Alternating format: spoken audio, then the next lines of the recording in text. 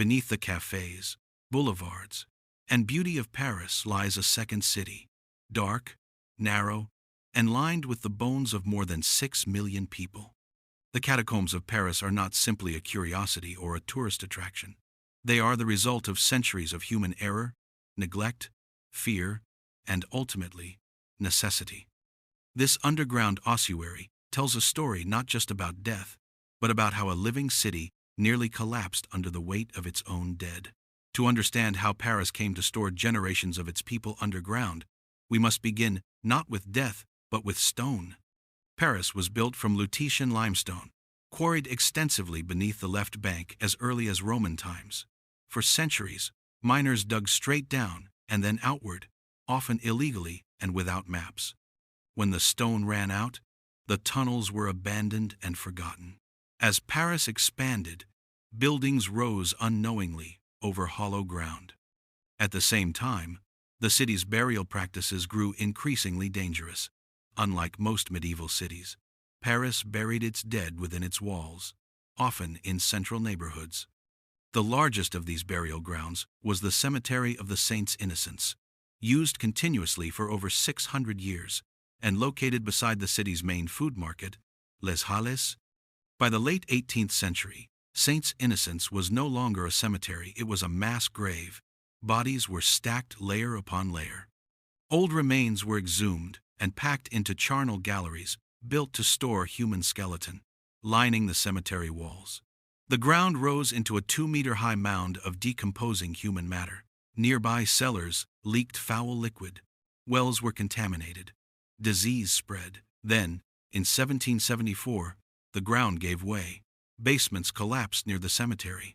In 1780, a wall fell entirely, spilling rotting corpses into a neighboring home. The dead had literally broken into the living world.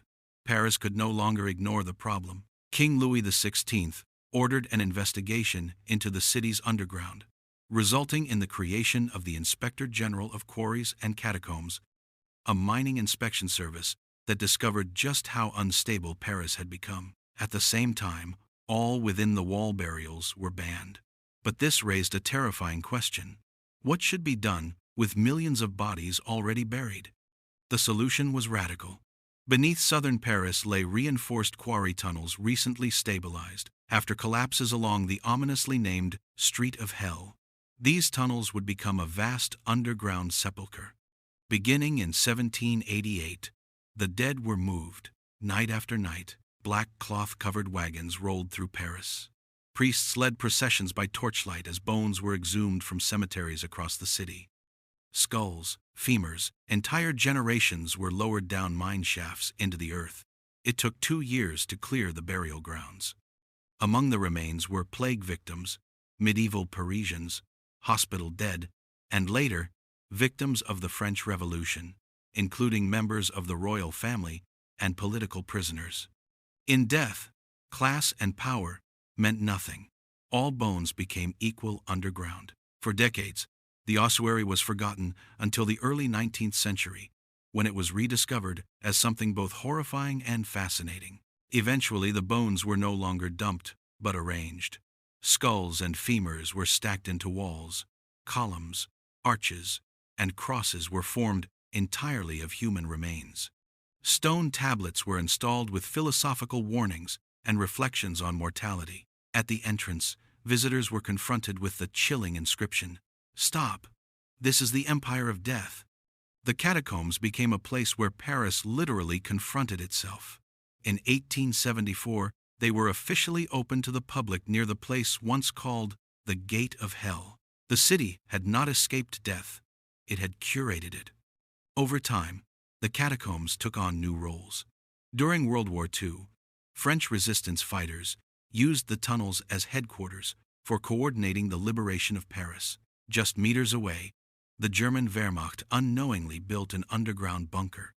In modern times, the catacombs became a magnet for the forbidden and the bizarre.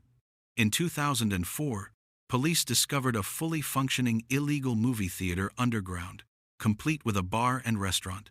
In 2017, thieves tunneled through the catacombs to steal €250,000 worth of wine. a city built on bones. Today, only a small portion of Paris's underground tunnels are open to visitors. Yet Parisians often refer to the entire network simply as the catacombs. The reason Paris has relatively few skyscrapers is simple.